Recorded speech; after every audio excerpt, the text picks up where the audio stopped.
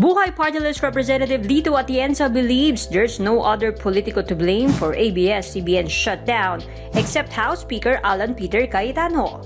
Atienza slammed Cayetano for sitting on the TV network's franchise renewal bid.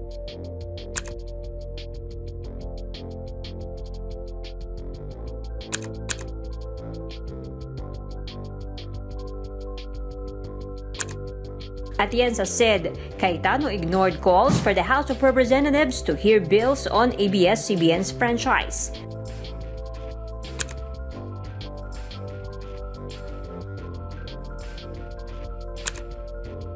Cayetano ignored calls even from President Duterte.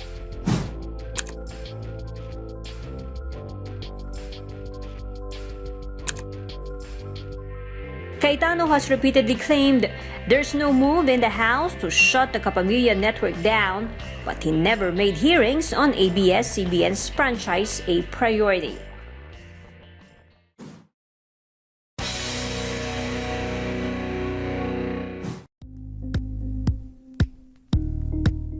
Thank you for watching Politiko TV. Please like and subscribe to our channel for more videos.